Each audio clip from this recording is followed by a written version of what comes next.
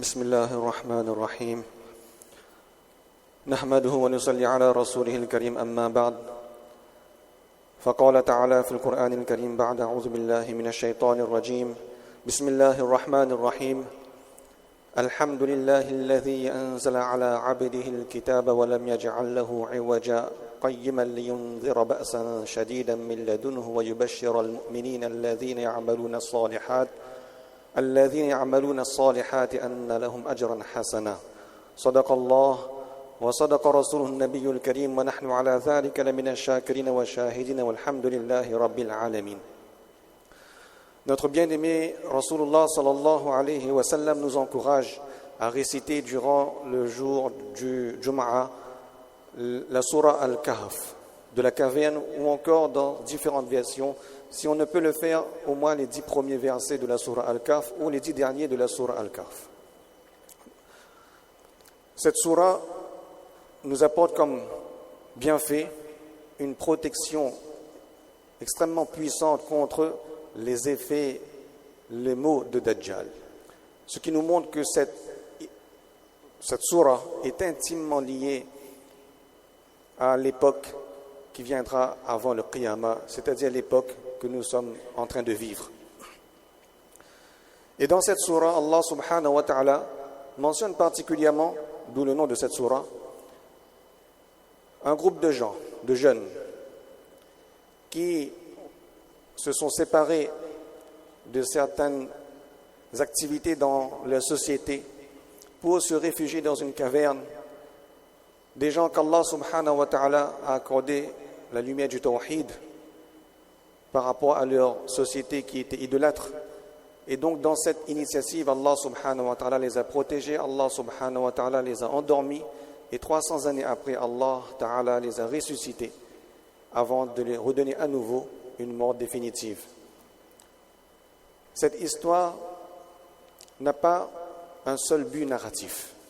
Allah subhanahu wa ta'ala veut nous montrer également beaucoup d'enseignements, et le caractère instructif de cette histoire est vraiment très très riche si on analyse chaque aspect de l'incident qui s'est produit entre ces jeunes et le gouverneur de cette époque. On va donc, Inch'Allah, aborder rapidement ces quelques points. L'intérêt, c'est que il y a beaucoup de points similaires avec les fitnas auxquels on fait face aujourd'hui, et ces indications, ces enseignements nous seront d'une grande aide, Inch'Allah. Allah subhanahu wa ta'ala, lorsqu'il parle de ces jeunes, نحن نقص عليك نبأهم بالحق إنهم فتية آمنوا بربهم وزدناهم هدى. Allah utilise un mot bien précis, il le souligne. نحن إنهم فتية. Fitya. Allah a pris la peine, si on peut dire de cette façon, de préciser que c'était des jeunes. Première indication que l'on retire de cet enseignement, de ce verset du Coran, c'est que le changement, le moment pour changer, c'est la jeunesse. Le moment du changement, c'est dans notre jeunesse. Rasulullah sallallahu alayhi wa sallam, lorsqu'il était arrivé à Makkah, lorsque sa prophétie lui a été attribuée à Makkah, la plupart des gens qui avaient accepté l'islam à cette époque, c'était des jeunes. Parce qu'une jeunesse, la jeunesse est plus enclin à l'écoute, à plus d'ouverture d'esprit, à plus de compréhension et de raisonnement. Et quelqu'un qui est beaucoup plus âgé, eh bien on va dire qu'il est un peu plus rigide.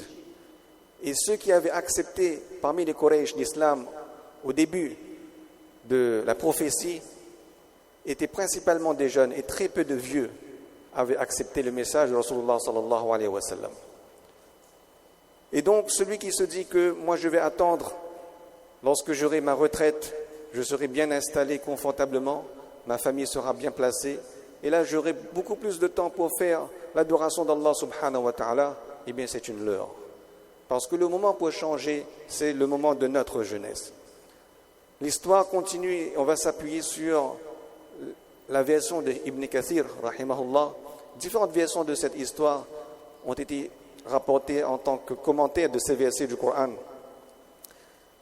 Ibn Kathir, rahimahullah, il dit que l'époque de cette jeunesse, de ce groupe de gens, certains disent, beaucoup de savants disent que c'était 7, ce groupe de jeunes gens ont vécu cet incident à une époque qui a suivi l'époque de Isa alayhi salam. Et il y avait à cette époque, dans cet environnement de Romains, c'était donc une culture romaine, il y avait donc dans ce pays un roi, un tyran qui dirigeait le pays qui s'appelait Daqianus. Et les jeunes qui étaient concernés par cet incident, c'était des jeunes qui étaient issus de la plus haute sphère de la société. La majorité des gens étaient idolâtres. Et c'était une idolâtrie qui était imposée, forcée par le roi, qui était un oppresseur. Et ces jeunes étaient issus d'une noble famille. Innahum kanu min abna'i muluki Rum wa sadatihim.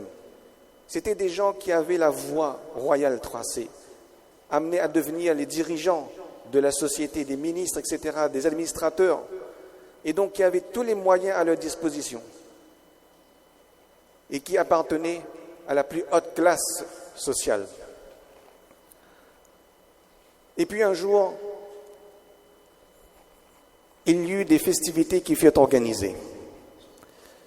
Ils organisaient souvent des festivités au nom des idoles et ils sacrifiaient également des animaux au nom de ces idoles.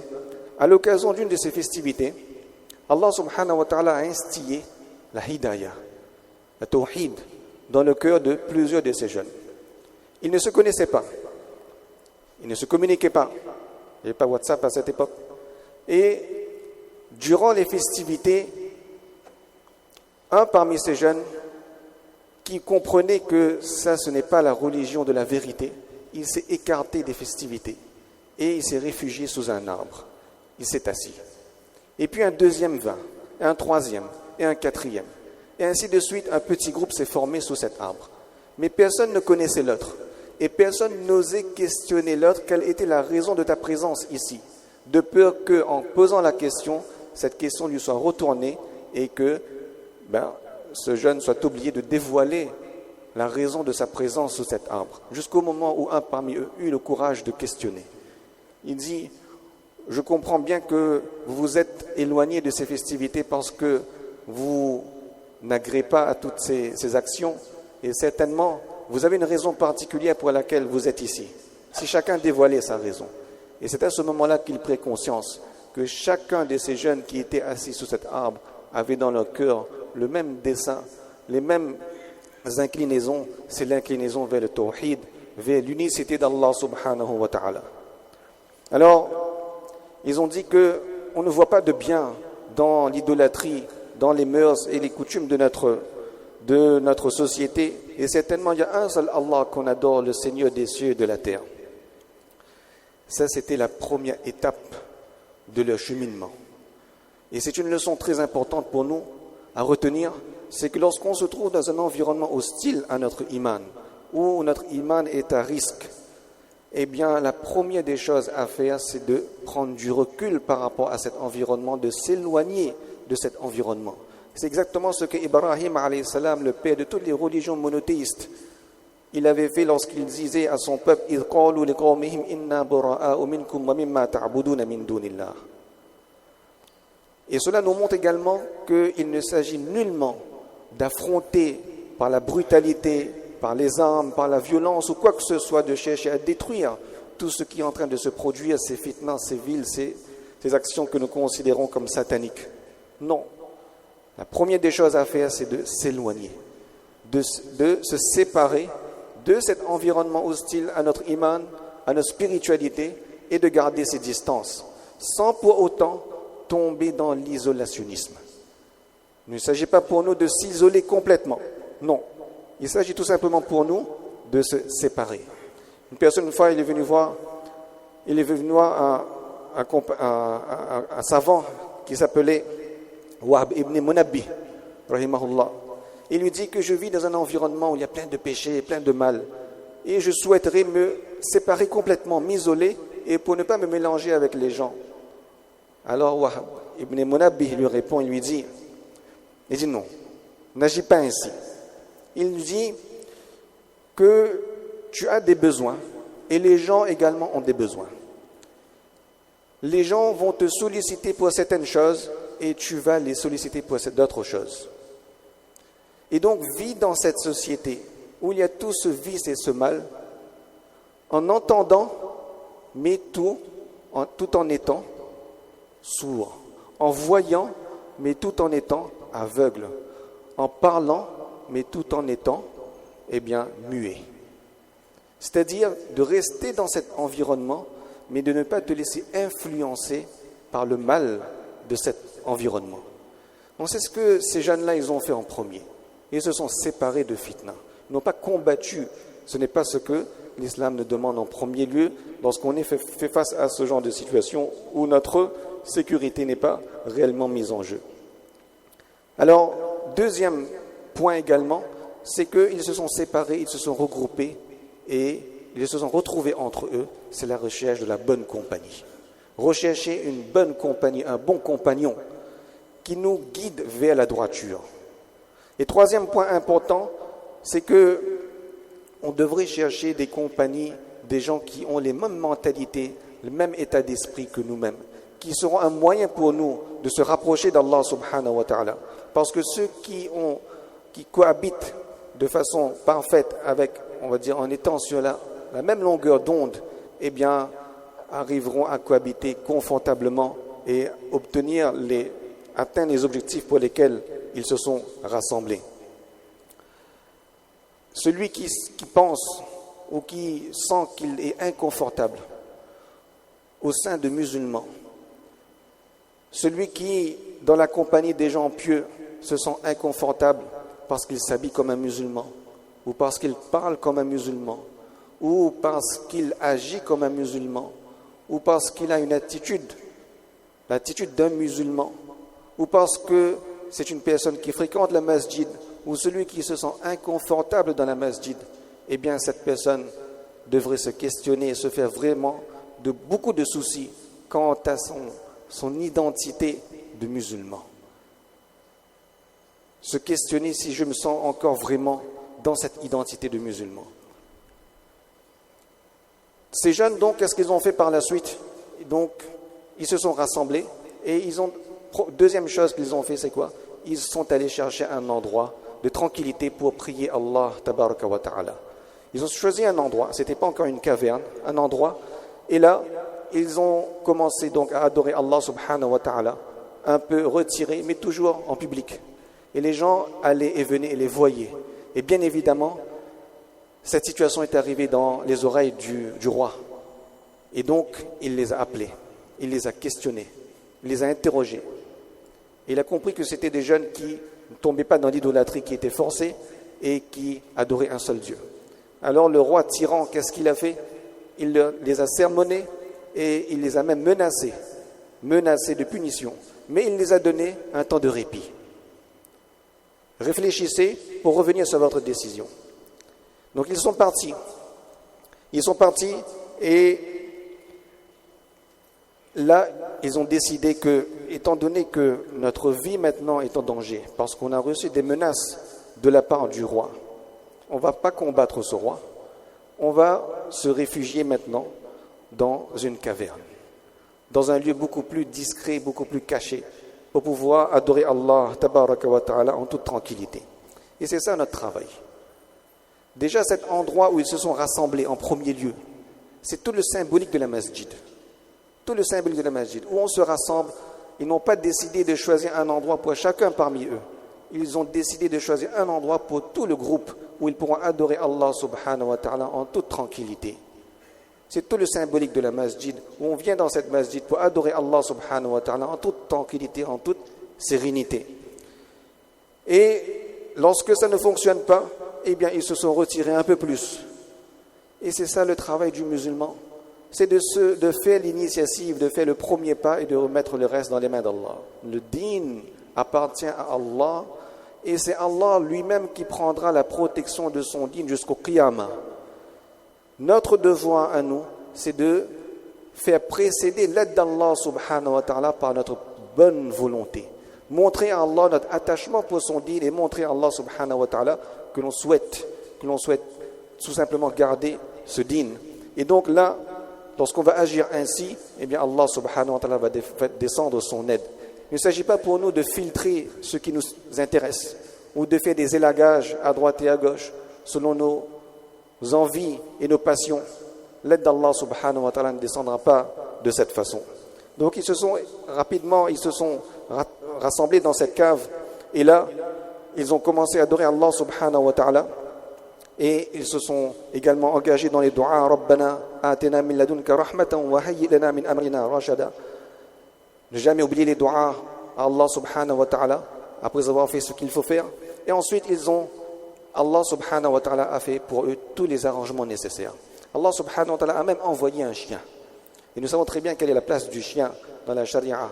Nous avons dit dans un hadith en ce sens que lorsqu'il y a un chien dans une maison, les anges ne pénètrent pas dans cette maison. C'est pour cela que ce chien était resté à la porte de la caverne. Et Allah subhanahu wa ta'ala nous donne une leçon très importante. Ce chien est devenu le chien le plus célèbre jusqu'à la fin des temps. Pour quelle raison? Parce que ce chien, de lui-même, de sa propre initiative, ce n'était pas un chien qui leur appartenait ou qu'ils ont appelé. Ce chien a décidé de le suivre pour avoir la compagnie de ces jeunes.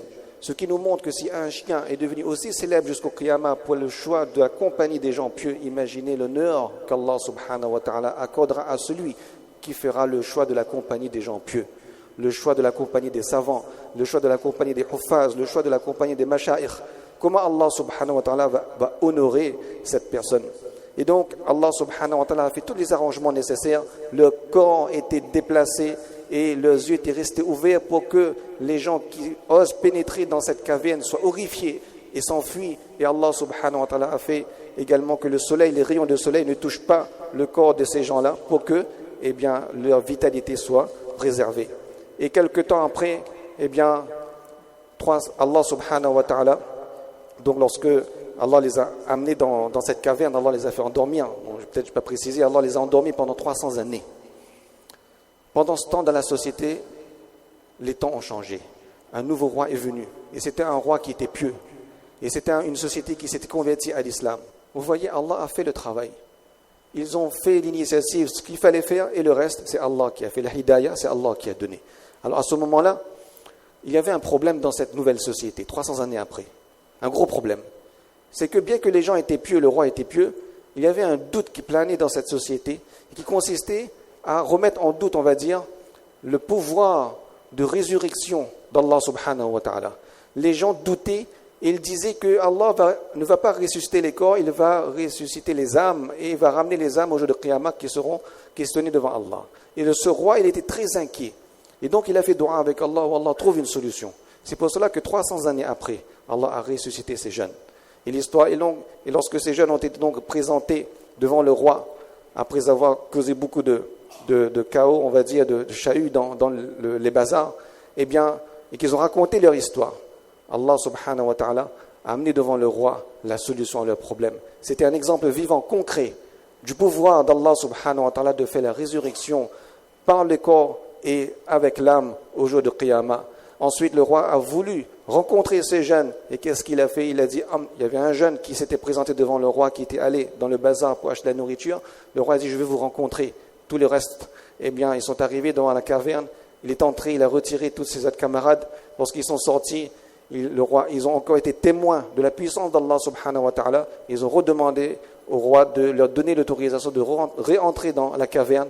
Et à ce moment-là, Allah leur a donné une mort qui était une mort définitive. Qu'Allah nous donne le tawfiq. Il y a beaucoup d'autres leçons, mais on n'a pas le temps de les aborder. Qu'Allah nous donne le tawfiq de comprendre et de mettre en pratique. Wa akhiru da'wana alhamdulillahi rabbil alamin.